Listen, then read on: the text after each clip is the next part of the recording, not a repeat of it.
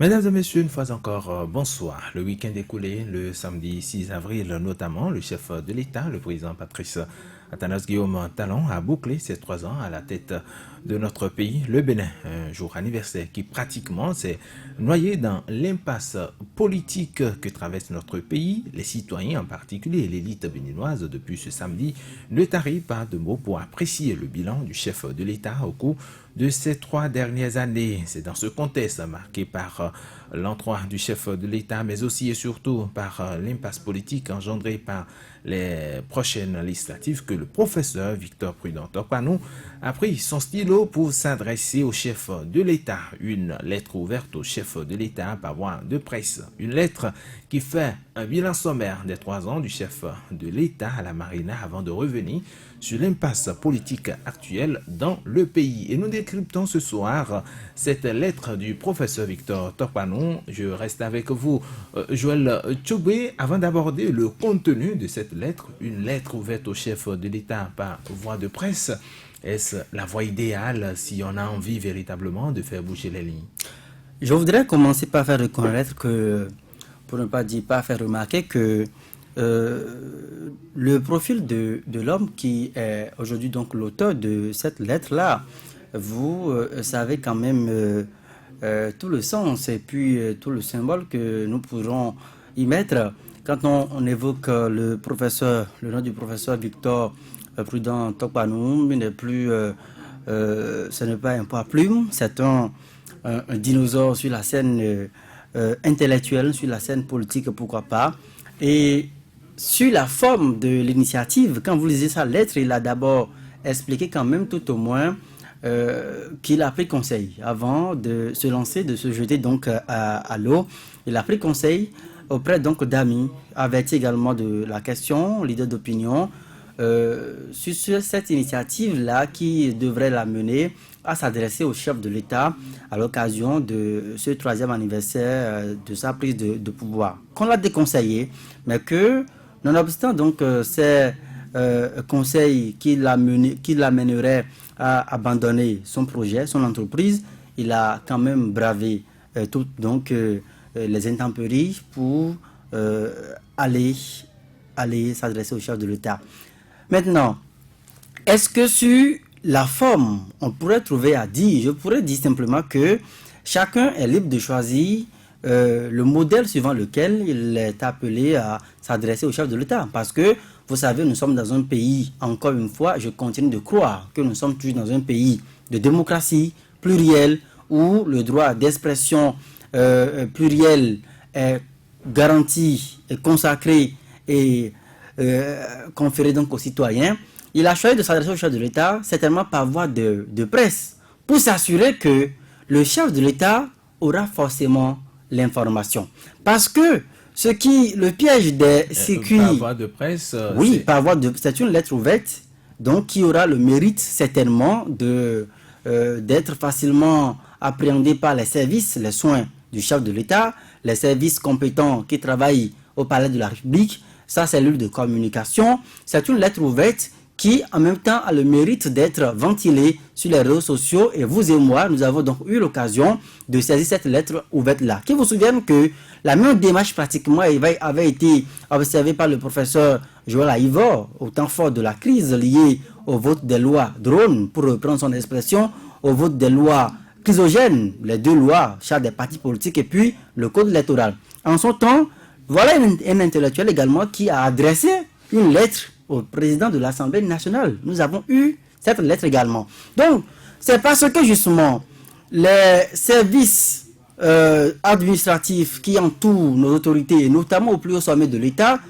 quand vous empruntez ce chemin, vous n'êtes pas convaincu, vous n'êtes pas sûr et certain que vos idées ont certainement atterri sur la table du chef, et que peut-être la lettre a atterri sur la table du chef, que de plus en plus, les citoyens décident de choisir la forme la plus facile, donc une lettre ouverte qui a le mérite d'être lue par tout le peuple béninois et qui a le mérite également d'être lue par les cellules qui travaillent avec le chef de l'État et pourquoi pas le chef de l'État. Et c'est d'ailleurs ce que nous disons. Cette lettre aurait pu être une lettre fermée que vous et moi, nous n'aurions pas eu l'occasion de voir le contenu, qu'on ne ferait pas ce débat ce soir autour de cette lettre-là, que peut-être le chef de l'État, s'il est certainement à l'écoute de cette émission, écouterait d'autres choses, d'autres sujets. Mais cette lettre, par exemple... L'objectif est de s'adresser au chef de l'État ou de publier l'intention, sinon les vérités, les propositions qu'on a en fait à faire au chef de l'État. C'est les deux objectifs pour ma part. La première intention du professeur, c'est de s'assurer que ces idées véhiculées, consignées dans cette lettre-là, sont quand même allées directement à qui de droit. Et ici, nous parlons du chef de l'État. Il s'assure de ça. Et sur la forme, je suis plus que convaincu qu'il a choisi la meilleure méthode pour s'adresser, pour être convaincu que sa lettre a effectivement fait écho auprès du chef de l'État. Dernièrement, le président du FONAC, Jean-Baptiste Elias, vous a dit qu'il a adressé son organisation par deux fois, une lettre au chef de l'État, des recommandations au chef de l'État, mais qui n'a jamais été reçue par l'homme fort donc, du pays actuellement.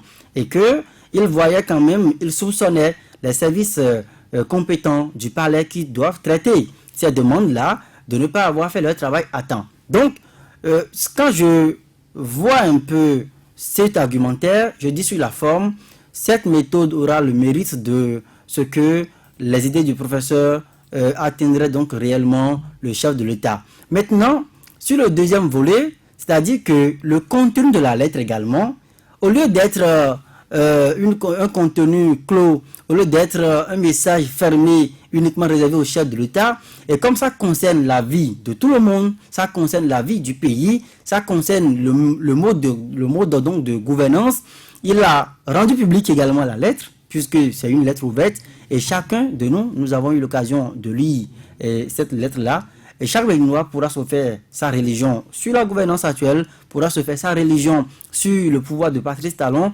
pourra savoir si effectivement ce qui est contenu dans la lettre-là reflète le bilan après les 3 ans. Chacun va se faire sa religion sur la question. Et moi, je pense que je ne suis pas dérangé avec ni la méthode, ni le contenu de ce que j'ai lu dans la lettre. Patrice Avala, sur la forme, est-ce que vous avez quelque chose à reprocher au professeur?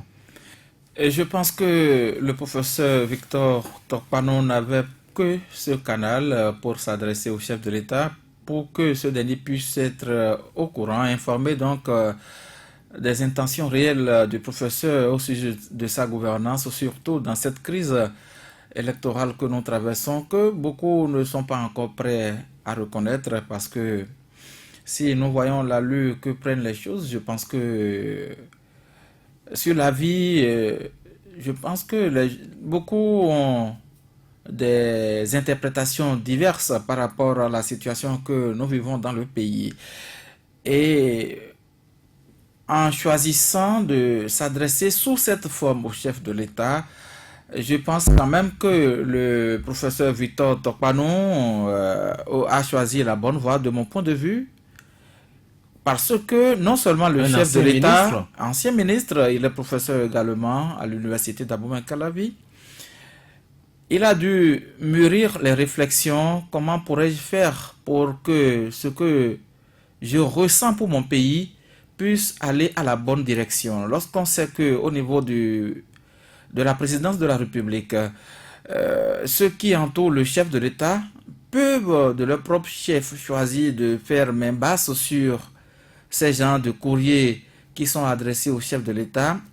Mais lorsqu'on le fait de façon ouverte, cette lettre est intitulée « Tout devient possible ». Tout à fait. Il a eu des propos de Robert Dossou au cours de la conférence nationale des forces vives de la nation en février 1990 pour dire au chef de l'État que là où nous en sommes aujourd'hui, il est encore possible que le président de la République prenne ses responsabilités et dise je mets fin à la situation quelque peu, je dirais, mal, que les Béninois vivent mal depuis un bon moment.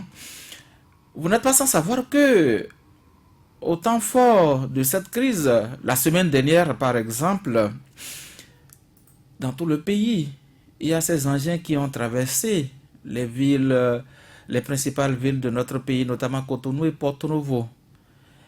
Quel est le signal que cela donnait à la population? Je pense que chacun de son côté fera son interprétation. Donc, pour parler... Mais quand le professeur choisit de retracer tout ce qu'il a observé depuis le 6 avril 2016, et nous sommes à l'an 3 du président Patrice Talon, c'est normalement le moment de faire le bilan de 3 ans de gestion à la tête du pays, d'un président qui a accédé au pouvoir avec ce pourcentage à l'issue de l'élection présidentielle en 2016. Et ce bilan est noyé dans cette impasse électorale que nous vivons. Je l'avais dit tantôt que beaucoup ne sont pas prêts à reconnaître lorsque vous les écoutez, les hommes politiques, en tout cas ceux qui ont aujourd'hui la faveur de la situation, parce que ça profite à certains certainement. Ça profite à certains. Nous allons en parler. Nous parlons actuellement de la forme. Est-ce que nous avons, parce que quand on voit l'allure de la personne, quand on voit ce qu'il a été ministre de la Justice, directeur de l'école doctorale de la FADESP, on se pose beaucoup de questions. Est-ce qu'il n'a pas de facilité à... Encore qu'il est aussi acteur politique, à s'approcher du chef de l'État, de ses services pour dire, écoutez, je veux une audience. On a vu également le président Nicéphore Dieudonné Soglo aller à plusieurs reprises à la présidence. Monsieur Honoré Benjamin Naoum est avec nous. Alors, Honoré Naoum, bonsoir. Bonsoir, oui, Loïs. Alors, nous parlons de cette lettre ouverte du professeur Victor Tokpanou au chef de l'État, et je demandais tout à l'heure, est-ce que le canal choisi par le professeur est idéal, la voie de presse notamment, mais j'irai un peu plus loin avec vous en demandant, est-ce que cette lettre sous cette forme-là peut changer quelque chose? Lorsqu'on sait que l'auteur de la lettre dit ceci, je cite, « Il est vrai que quand j'ai parlé de mon initiative à certains de mes amis, ils me l'ont tous déconseillé au motif que sur la forme, vous, quand il dit vous, il parle du chef de l'État, vous n'écoutez personne, ni ceux qui sont proches de vous et encore moins ceux qui, comme moi, sont loin de vous et sur le fond parce que vous serez dans une logique à la Erdogan ou à la Kagame et que donc la recherche de solutions à cette crise n'est pas votre préoccupation première et pourtant, je me suis entêté à le faire. Parce que le professeur Victor Tokpanou est libre de penser, est libre de dire et de choisir également la forme pour le dire. Vous avez parlé de ceux qui l'ont déconseillé.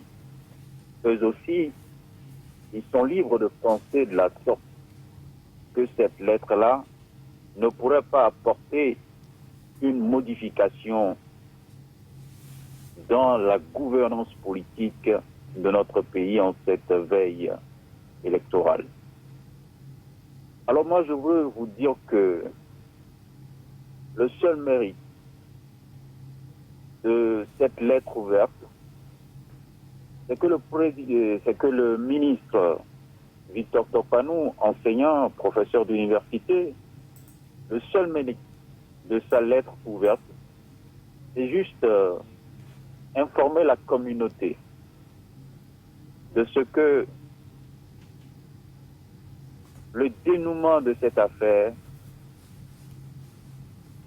c'est qu'avec le président Patrice Talon seul, c'est lui qui décide de la suite à donner aux choses liées à l'organisation de cette élection.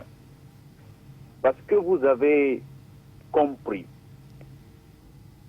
qu'au niveau de la Cour constitutionnelle, l'institution chargée donc de régler les différends et de statuer en se basant sur notre loi fondamentale, cette Cour s'est révélée à nous comme quoi il n'y a personne au sein de cette institution pour dire non au président Patrice Talon. Il s'est révélé à nous qu'au niveau de la Sénat, l'organe chargé d'organiser les élections, il n'y a personne à ce niveau pour dire non à la volonté du chef de l'État. Vous allez au niveau de la Cour suprême, vous n'avez pas de voix contradictoire. Pas officiellement. Officieusement plutôt, il y en a en abondance. Vous allez au niveau du médiateur de la République. Le constat est plus alarmant. Et je me réfère bien entendu à cette sortie médiatique où le médiateur a osé lire un document à la face de la communauté. Vous allez au niveau du Conseil économique et social. Vous voyez très bien comment les gens sont tétanisés au sein de nos institutions. Donc la seule personne qui est aujourd'hui habilitée à trouver une solution à cette crise, c'est le président de la République. Parce que lui-même, il a dit, même si vous êtes un mauvais gestionnaire, vous êtes un mauvais dans la gouvernance, il vous suffit seulement de soumettre tout le monde et vous pouvez passer sans problème. Vous pouvez évoluer dans vos idées, dans votre stratégie sans problème. Et nous nous retrouvons par extraordinaire dans ce même cas aujourd'hui. Donc le mérite, c'est de saisir la communauté. Le professeur a fini son job en saisissant la communauté. Cette lettre s'adresse beaucoup plus pour moi à la communauté nationale et internationale et non au président de la République. Parce que le président de la République, c'est là où il va. Je vous explique en quelques secondes, mots, si oui. vous voulez. Allez-y. Vous savez, l'échec de la révision de la Constitution, c'est ça qui nous a conduits dans ce que nous vivons aujourd'hui. Le vœu du président de la République, le président Patrice Talon, c'est de réviser la Constitution du Bénin. Il n'a pas l'assurance de ce que, si on organise les élections, il pourra gagner avec ses militants dans les urnes. C'est votre manière de... Oui. Allô? Non, je vous suis. Je disais tout à l'heure que c'est peut-être votre analyse. Hein. Quand vous parlez de... C'est mon analyse. Oui, qu'il n'est pas l'assurance. Voilà. Comme il n'a pas l'assurance de gagner dans les urnes, il vaut mieux utiliser toutes sortes de stratégies pour empêcher la compétition. Et c'est ce qui a été organisé. Parce que tout le pouvoir du président Patrice Talon se repose au Parlement. Même ceux qui ont fermé les yeux et l'ont accompagné et qui se sont écartés des deux listes que le président de la République a proposées pour cette élection législative, tous ils sont sur les carreaux aujourd'hui, députés 2 fois, 3 fois, 4 fois, et aujourd'hui qui ne peuvent plus. Tout simplement parce que le chef a décidé ainsi. Alors là, cette lettre-là apporte quoi? Cette lettre ne fait que renseigner la communauté. Mais cette lettre n'aura pas d'impact sur la décision de Patrice Talon.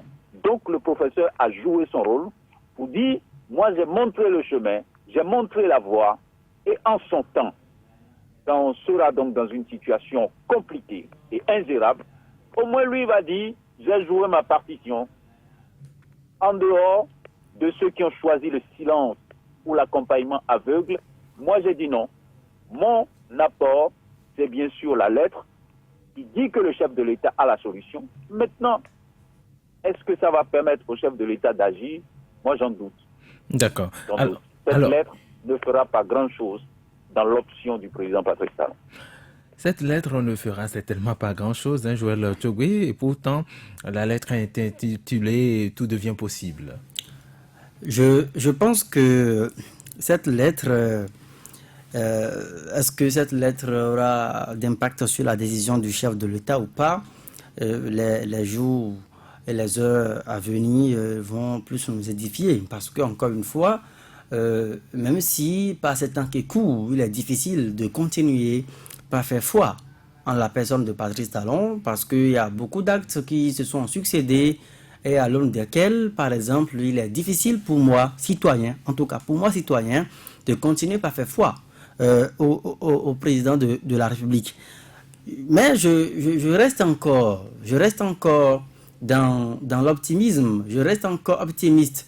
Et j'ose croire que cette porte de sortie qui est indiquée encore une fois, pour une énième fois, par le professeur Victor Tokpanou, que cet ultime appel sera une fois entendu. Il n'est pas le seul. Et moi, je voudrais, si vous me permettez, rendre hommage, tout au moins, à ce professeur qui fait partie des rares intellectuels encore qui, au Bénin aujourd'hui, arrivent quand même à assumer leur statut d'intellectuel, qui arrivent quand même à s'affranchir de l'influence, qui arrivent quand même à ne pas succomber devant les attraits du pouvoir, de l'argent, devant les avantages mirobolants qu'on pourrait tirer en servant un pouvoir, en acceptant l'inacceptable, en tolérant même l'infranchissable. Je voudrais rendre quand même hommage à cette phalange d'intellectuels, encore une fois au Bénin, qui, au lieu de trouver, par le truchement de leur connaissance livresque, de trouver des enjoliveurs pour encourager la dictature, pour encourager l'autocratie, pour encourager la violation des lois, le bâillonnement des libertés, et puis servir quand même de caution morale et intellectuelle et scientifique à tout ce qui est dérive dans un régime démocratique. Je voudrais quand même encourager cette élite-là intellectuelle qui refuse de se soumettre donc aux forces de l'ombre, aux forces économiques, aux forces politiques qui ne savent que brimer le peuple. Et Victor Tokpanou, tout comme Joël Aïvor et d'autres, et bien d'autres encore, dont je tais le nom ici, jouent véritablement ce rôle. Parce que moi, je me désole chaque fois que je constate que ces personnes qui doivent servir de modèle et apporter la lumière à la communauté, comme le disait Honoré Benjamin Naoum, se refusent délibérément de jouer leur rôle et de cautionner tout ce qui relève du péché, tout ce qu'on peut élever au rang de péché en démocratie, tout ce qu'on peut élever au rang de tabou, d'interdit en démocratie. Quand je retrouve des intellectuels qui acclament et assument cela pour des intérêts quand même particuliers, je suis quand même navré de ne pas pouvoir me sentir à l'aise dans ma peau de citoyen. Maintenant, pour en venir au contenu de la lettre, tout à fait. De Victor Tokpanou. Et nous commençons justement en parlant justement de contenu. Nous commençons par ce bilan du professeur par rapport donc aux 3 années du chef de l'État. Il dit ceci, je vous donne rapidement une courte lecture, un extrait donc de sa lettre, Monsieur le Président de la République. Cette crise préélectorale que vous aviez les moyens d'éviter est absolument inopportune parce qu'elle vient en rajouter à une situation sociale déjà extrêmement morose et tendue par vos 3 années de gestion des affaires publiques. En effet, en 3 années de gestion, votre bilan socio-économique est difficilement défendable. Vous avez déguerpi les plus fragiles, vous avez limogé beaucoup d'autres moins fragiles, vous leur avez supprimé leurs primes aux fonctionnaires. Pour les plus forts, vous les avez détruits, broyés, humiliés et jetés sur les routes de l'exil, ce même exil que vous avez connu et que vous n'avez ni aimé ni supporté. Je pense à Sébastien Germain Adjavon, dont le cas est symptomatique puisque vous refusez même d'exécuter les décisions de la Cour africaine des droits de l'homme qui sont à sa faveur et qu'il a obtenu au prix de lourdes batailles judiciaires. Je pense que c'est un cliché que le professeur Victor Tokpanou vient d'envoyer encore une fois à la communauté. Et ma foi, et c'est pourquoi je suis un peu tenté d'épouser l'avis de Benjamin Naoum qui pense que cette lettre finalement aura le mérite d'informer plus la communauté, d'attirer encore une fois l'attention de cette communauté de ce que le Bénin est devenu depuis 3 ans. Je pense que à nul doute c'est un pareil, on ne peut pas contester ce bilan, ce tableau que le professeur a eu à présenter. Je pense que c'est vrai, pour ceux aujourd'hui qui se retrouvent du côté du plus fort, pour ceux-là aujourd'hui qui estiment qu'on peut continuer, on peut foncer tout droit dans le mur, ceux qui, d'une façon ou bien d'une autre, bénéficient des avantages du pouvoir, de la rupture, parce qu'un pouvoir ne peut pas faire que des mécontents dans un pays, même si c'est une minorité, ceux-là ne pourront pas forcément être d'accord avec l'analyse du professeur Victor Tokpanou. Ils ne pourront pas être d'accord pour reconnaître objectivement que effectivement sur la situation de respect des droits de l'homme au Bénin aujourd'hui qu'il y a problème. Ils ne pourront pas unanimement accepter que l'État béninois aujourd'hui est devenu un État voyou. Et encore une fois, le professeur Victor Tokpanou l'a rappelé au chef de l'État dans sa lettre, parce qu'en posant le diagnostic sur le Bénin avant de prendre le pouvoir, lui-même il le disait, un État qui refuse de se soumettre à l'autorité de la loi et aux décisions donc de justice est donc un État voyou. Le professeur a rappelé cela et a évoqué donc des cas quand même plausibles, incontestables. Il y a des décisions qui ont été rendues par des juridictions qui sont à l'international sur des cas flagrants donc de violation des droits de l'homme. Est-ce que le Bénin a cru devoir se soumettre donc à ces décisions-là? Non. Autrement donc, dit, le professeur... je pense que le professeur, il n'a pas inventé. Le professeur, il est resté collé à l'actualité, il est resté collé aux faits. Et encore une fois, les faits sont têtus et on ne peut pas les déformer. Et c'est certainement à l'aune de ces faits-là qu'il manifeste son indignation par rapport à ce que nous vivons depuis 3 mois, qu'il plaît que ce bilan plaise ou pas à d'autres ou pas. C'est son bilan. Ce sont des faits. Ce n'est même pas un bilan. Ce sont des faits qui sont incontestablement sur le terrain et nous devons quand même à la vérité reconnaître que ce sont des faits qui parlent. Ce sont des faits qui parlent, Patrice Avala. Et en rappelant ces faits, est-ce que le professeur, dans son bilan, le bilan qu'il fait des 3 ans du chef de l'État, est-ce qu'il n'a pas été trop sévère? Trop sévère dans quel sens? Est-ce que les mots choisis ne sont pas de nature à choquer les sensibilités? C'est ce que ressent le professeur Victor Tokpanou, qu'il a retracé à travers les lignes de sa lettre ouverte au chef de l'État. Je ne trouve aucun mot trop difficile ou trop sévère, comme vous le dites si bien, dans la lettre que le professeur a adressée au chef de l'État. Ce sont des faits qui sont là, que nous constatons sur le terrain depuis 2016. Des guépissements, on a dit, des guépissements sauvages. Oui, il faut libérer l'espace public. Ce n'était pas dans la culture du Béninois, par exemple. Mais de la manière dont cela a été fait, tout le monde a été témoin de cet état de choses. Et sans dédommagement. C'est en cela, surtout, que c'est sauvage. Et les bonnes dames traînent encore les séquelles. Les séquelles sont encore là jusqu'à aujourd'hui. D'autres sont déjà peut-être passés de vie à trépas à cause de cette seule situation. Et lorsqu'on va sur le plan juridique, n'en parlons plus. Depuis la Cour constitutionnelle au lot, nous avons quand même eu des décisions de justice qui n'ont jamais été respectées par les gouvernants actuels. Ce sont des faits qui sont là. Nous avons à l'Assemblée nationale des lois qui sont votées, qui sont décriées dans la République aujourd'hui. Prenons un exemple et mettons encore de côté cette chatte des partis politiques et le code électoral. Il y a la loi sur l'embauche. Quelle est la faveur que cette loi fait à la jeunesse aujourd'hui? Vous savez ce qui se passe dans la société ou dans les sociétés qui emploient encore, qui en réalité aident l'État à employer la main-d'œuvre disponible. Mais on renvoie n'importe comment. Et tenez-vous tranquille. C'est 9 mois. Si c'est trop, on vous donne comme indemnité. Et après, la saisie de notre justice. Que vous ayez raison ou pas, si on vous renvoie, c'est qu'on vous a renvoyé. On vous a renvoyé et vous n'avez droit qu'au plus à 9 mois de votre salaire. D'indemnité. Alors, d'indemnité, oui. Vous n'êtes plus, on ne vous reçoit plus, on ne vous réintègre plus.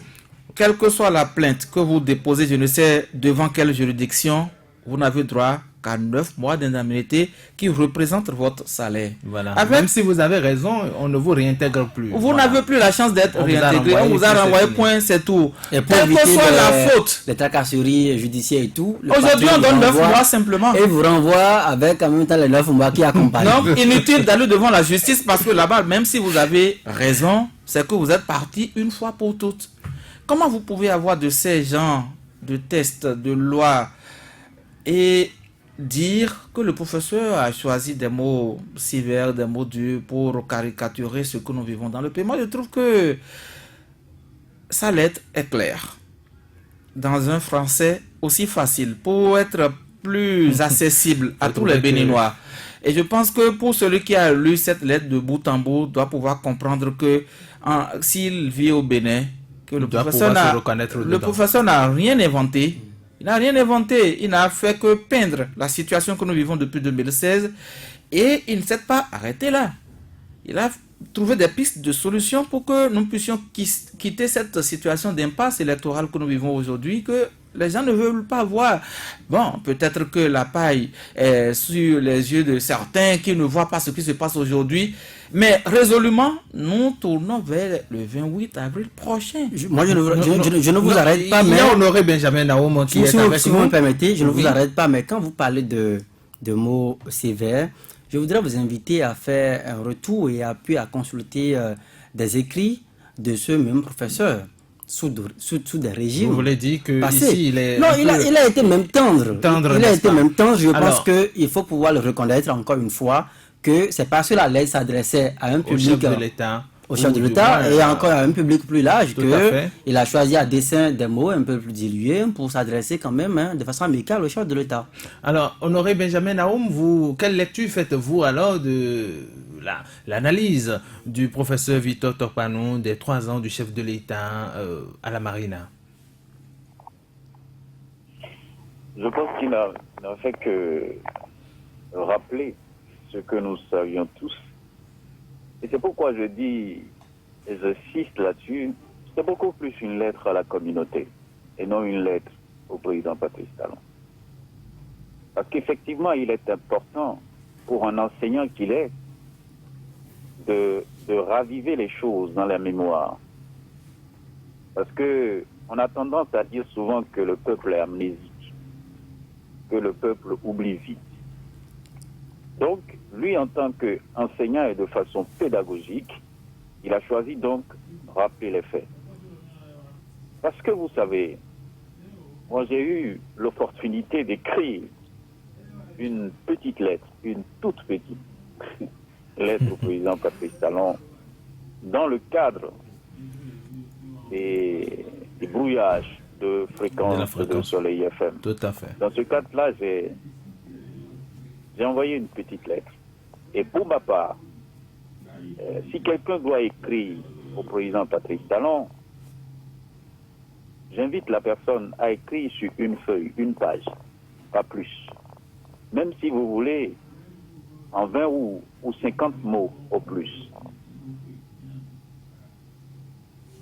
Parce que si vous passez votre temps à rappeler les faits, c'est pas ça qui est véritablement important pour le président de la République aujourd'hui, le président Patrice Talon. Parce que tout ce que vous rappelez, il le sait. Il le sait. Tout ce que le professeur a rappelé dans sa lettre, je peux vous assurer que ce n'est pas un rappel pour le président Patrice Talon, c'est un rappel pour la communauté. Parce que chaque acte posé dans ce pays a l'empreinte du président de la République. Et les faits sont là. Vous avez vu toutes les lois qui ont été votées au Parlement. Les lois liberticides qui ont été votées au Parlement. Des lois qui désorganisent la société. Des lois qui arrachent l'espoir d'une communauté. Toutes ces lois-là, dès que la loi rentre au Parlement, les députés vous disent qu'ils sont porteurs de cette loi. Et quand on les accuse de porter une loi du gouvernement, les députés la disent non. C'est notre loi. Nous-mêmes, on a pensé ça. Ce n'est pas Patrice Talon. Ce n'est pas son clan qui nous a donné cette loi pour amener au Parlement. Mais dès qu'on finit d'adopter la loi, la sortie effectuée juste après l'adoption de la loi, eux-mêmes disent, nous saluons la clairvoyance du chef de l'État qui nous a amenés à adopter cette loi. C'est pour vous dire quoi? Chaque acte posé, et c'est peut-être ce que beaucoup ne comprennent pas, et il faut étudier le personnage que vous avez en face de vous. Le président de la République, le président Patrice Talon, et tout son clan, ce sont des gens qui agissent par procuration. Eux-mêmes, ils ne posent pas des actes, mais ils utilisent d'autres pour poser les actes. Il a utilisé les députés au Parlement pour poser des actes. Dans la communauté, au niveau des institutions, au niveau de tous les dispositifs que vous avez, il a ces hommes qui opèrent pour lui. Dans ce pays, et il y a seulement quelques jours, vous nous aviez appelé autour de la déclaration du président Nicéphore Dieudonné Soglou. J'espère que vous avez encore des éléments. Tout à fait. J'espère que vous avez encore les éléments dans vos archives pour faire recours. Je disais que ce sont les actes de Patrice Talon qui m'intéressent, moi, et non des gens qui viennent prendre la parole au nom de Patrice Talon. Patrice Talon n'a pris aucun engagement en face de la communauté pour amnistier ceux qui sont en prison, les prisonniers politiques, et ceux qui sont en exil. Vous ne pouvez jamais lui opposer ça. Vous n'allez trouver aucune déclaration quelque part où le président Patrice Talon prend cet engagement. Mais il a utilisé quelqu'un pour envoyer ce message-là au sein de la communauté. En Conseil des ministres, quand on a voulu prendre la décision de continuer ce processus, on a dit quoi? Comme les institutions, tous les présidents des institutions ont dit il faut foncer, je fonce. Comme les présidents des institutions ont rappelé que la communauté tient au délai constitutionnel, je fonce. Ce n'est pas Patrice Talon qui agit. Il agit par procuration. Et c'est un style qu'il a toujours utilisé, que ce soit en affaires, que ce soit en business. Et vous avez vu, quand il était en exil à Paris, les gens ont pris des positions en son nom. Ça, c'est le style. Donc, quand vous avez un personnage comme ça en face de vous, vous avez vos méthodes. Vous avez vu, quand on préparait ce processus électoral, je peux vous donner l'exemple du président Boliaï, qui, excusez l'expression, qui se baladait, qui allait dans des milieux, qui drainait la foule, pour montrer que les élections sont déjà gagnées, parce qu'il a du monde derrière. Mais certainement, en ce moment-là, le président Patrice Talon souriait dans son coin, parce qu'en aucun cas, un personnage comme Boni Yahi n'a pas jusqu'à présent fermé le dispositif de Patrice Talon. Comment il fonctionne, comment il agit. Donc, quand vous prenez tout ça et vous mettez tout ça en place, vous savez qu'il y a des gens, à un moment donné, qui ont évité de poser des actes. Donc, écrire une lettre, si je reviens donc sur la lettre. Oui, allez-y. Écrire une lettre, expliquer tout, rappeler les faits, et rappeler les faits pour la communauté. C'est ça. Le professeur a joué sa partition. Le professeur... Le reste, oui. ça revient à la communauté de décider de l'avenir politique de ce pays. Une dernière question rapidement, Honoré Benjamin Naon. Le professeur dit ceci, ce dont je suis en revanche aussi, c'est que nous sommes déjà dans ce que j'appelle une situation pré-insurrectionnelle. Mais comme tous les gouvernants du monde entier, du fait de l'isolement du pouvoir, vous ne vous rendez pas compte que votre gestion des affaires publiques a précipité le pays au bord de l'insurrection. Est-ce que vous avez ce sentiment? Vous m'amenez encore à me répéter. C'est pour vous dire que ce n'est pas une information que le professeur donne au président Patrice Talon dans sa lettre ouverte. Il ne fait que rappeler des faits à la communauté. Parce que le président Patrice Talon sait que nous sommes au bord de l'insurrection. Vous savez pourquoi? Allez-y. C'est tout simplement pour vous donner la certitude. Ce sont les chars qui défilent. Ce sont les instruments d'intimidation qui circulent. C'est parce que le président Patrice Talon sait. Il sait que ce qui se fait là, ce n'est pas pour la communauté. C'est pour lui. Ce que nous vivons, c'est lui qui décide de ce que nous vivons. Et il sait que les gens sont en colère.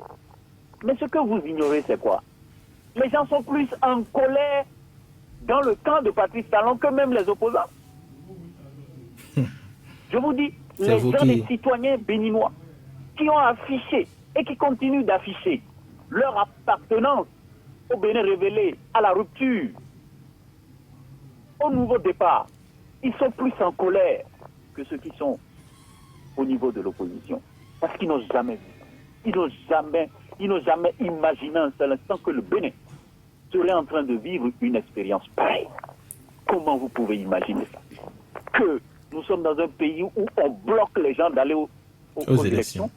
Et vous voyez quelqu'un comme député à l'Assemblée nationale, Michel Abimbola, et qui se met royalement debout devant les médias, devant micros et caméras, qui affiche ouvertement et qui dit c'est parce que les opposants ne voulaient pas aller aux élections. Vous voyez ça? C'est carrément insensé. Parce que ça n'a pas d'explication. C'est comme ça que l'honorable Abimbola perçoit les choses, honoré Benjamin Naouma. Alors, non, mais je vous dis, vous êtes quand même un être humain, un citoyen, un homme réfléchi, un homme qui a le sens des choses, un homme qui a fait un parcours.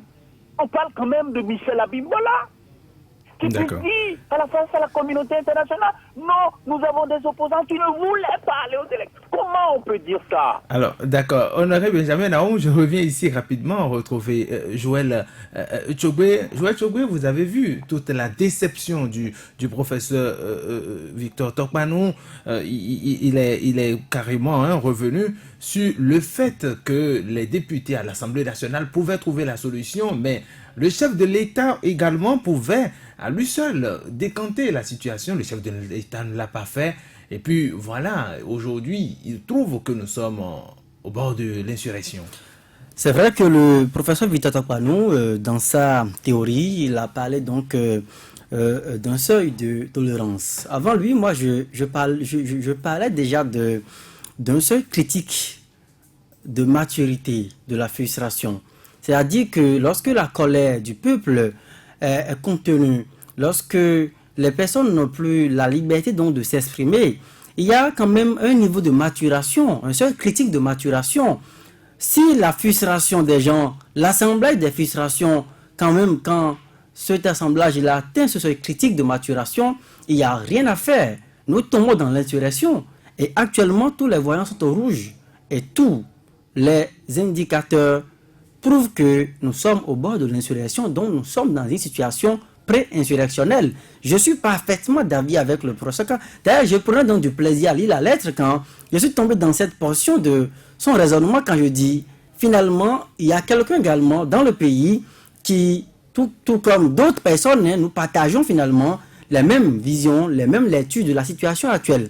Mais le résumé de la lettre que j'ai lue, quand j'ai fini de lire la lettre du professeur Victor Tokpanou, j'établis 3 niveaux de responsabilité. La première, c'est que nous sommes face là à une crise liée à la qualité des hommes qui doivent animer les institutions. Et la deuxième proposition, pour ne pas dire le deuxième niveau de responsabilité que j'établis, c'est qu'au-delà donc de la crise liée à la qualité des hommes que nous avons au Bénin, nous avons finalement la mauvaise qualité des lois qui sont essentiellement le fil d'Ariane du régime actuel, parce que rien ne se fait en dehors des lois. On vous dira que nous sommes dans une démocratie et que c'est en fonction des lois qu'on gouverne. Alors, quelle est la qualité donc de ces lois qui ont été votées? Moi, je pense que nous avons des lois inintelligibles, des lois qui souffrent de vraies malfaçons normatives, des lois qui ne traduisent que, ma foi, des envies, des volontés de quelques groupes de personnes qui, tournant les intérêts en jeu, se réveillent du jour au lendemain et discutent entre copains et coquins et demandent quand même qu'est-ce que nous allons faire quand même pour légitimer et légaliser cette envie. Et on va à l'Assemblée et on légalise cela et on dit c'est au nom de la loi. Dans l'histoire du monde, les dictatures ont toujours fonctionné en fonction des lois. Ce n'est pas de l'arbitraire, ce n'est pas du néant. On fabrique la loi et en vertu de la loi, on vous opprime. Alors que le système oppressif n'est pas quand même admis au Bénin. Il faut quand même qu'on puisse s'entendre dessus. Et le dernier volet de responsabilité que je tire enfin, c'est que nous avons véritablement une crise des institutions. Parce que rappelez-vous, c'est encore une fois le Parlement qui a voté les lois dont on parle actuellement et en vertu desquelles on gouverne et on crée la psychose et l'anxiété dans le pays avec des chats qui circulent par à gauche et à droite. c'est encore une fois la Cour constitutionnelle qui a acté et qui a validé les lois. Et c'est enfin le chef de l'État lui-même qui a promulgué les lois.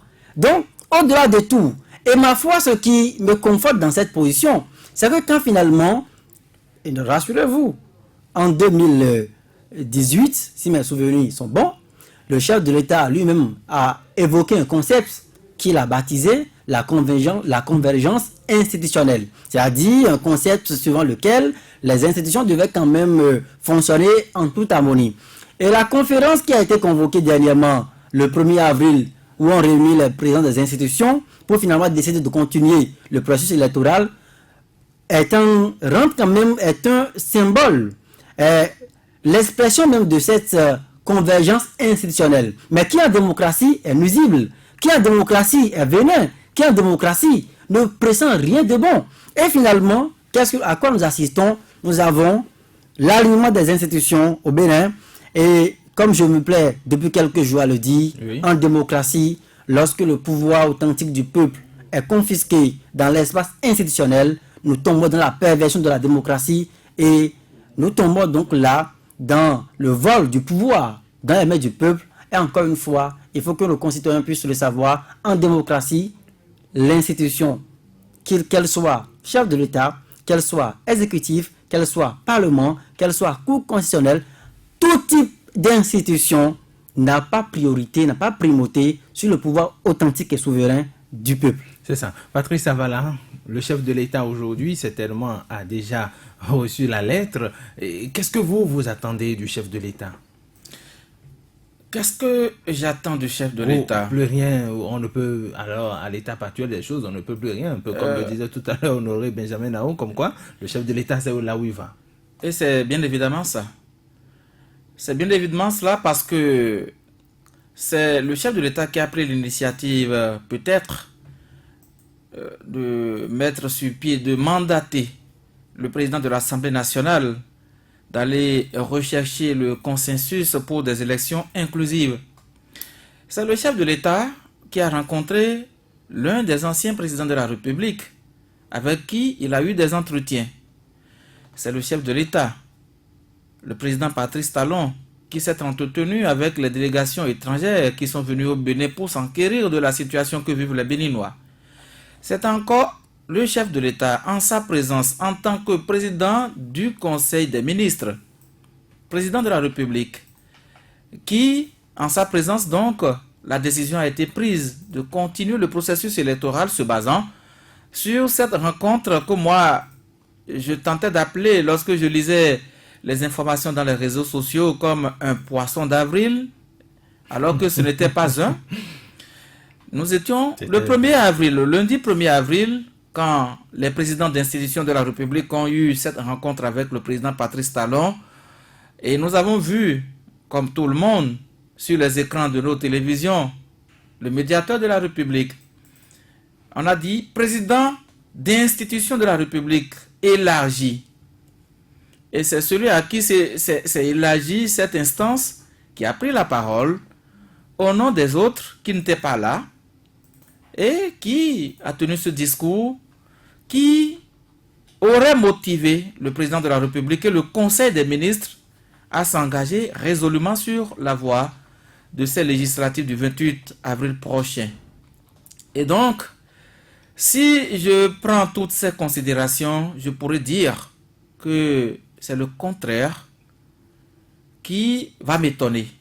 Si les législatives ne tenaient pas le 28 avril, c'est ça qui va m'étonner.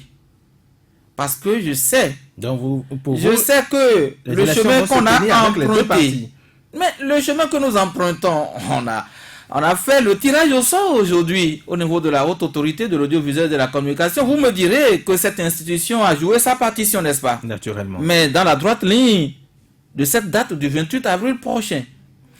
Le week-end, ou en début de week-end, nous avons vu au niveau de la Sénat, on a fait la présentation du bulletin unique, le spécimen. Hein? Et quand vous suivez le discours qu'à chaque niveau on tient, vous voyez que les gens sont en train de blaguer avec la population. Blaguer. Non, c'est sincère, parce qu'on dit que c'est la première fois dans l'histoire de la démocratie béninoise, c'est ce que j'ai entendu aujourd'hui au niveau de la HAC, qu'on va à une élection sans une pléthore de partis politiques. Et c'est aisé à le dire. Mais on verra bien, la situation qui va... ce qui va arriver au soir du 28 avril. Honoré Benjamin Naoum, toujours avec nous, nous allons, comme il l'a dit tout à l'heure, pas de discours pour donc encenser le chef. En une minute, Honoré Naoum, qu'est-ce qu'il faut retenir finalement? Ou un message au chef de l'État, si vous devriez lui adresser aussi votre lettre. Est-ce qu'il faut adresser une lettre au chef de l'État? Parce que lui-même, il connaît la situation, il apprécie tout. Il a son plan, il sait là où il va. S'il veut repousser chemin, il va repousser chemin. Tout dépend de lui. Tout dépend de lui. Moi, je n'ai pas de conseil à donner au président de la République. Il sait, il a son plan, et donc c'est ce plan-là qui est en exécution. Et il sait que le peuple n'est pas d'accord. Même si certains lui disent de foncer, quand les personnes la rentrent chez eux, en famille, ils disent que ce qui se fait n'est pas bien pour la communauté. Je l'ai déjà entendu plusieurs fois, mais moi, j'ai le courage de le dire. C'est ça. Ceux qui peuvent dire n'ont qu'à continuer à parler comme le professeur Victor Prudent-Topane. Merci. Il faut saluer par rapport à sa lettre. Merci beaucoup à vous, Honoré Benjamin Naoum. Merci. Sans oublier qu'il y a d'autres qui disent que seul le chef de l'État peut parler au nom du peuple. Seul lui peut parler au nom du peuple. Donc Benjamin Naoum qui dit que le peuple n'est pas d'accord. Le peuple demeure le peuple. Joël Tchoboué, merci beaucoup et merci également à Patrice Avala. Et oui, nous allons donc mettre un thème à cette émission. Merci de nous avoir suivis. On se retrouve demain pour un autre numéro de votre émission intégrale.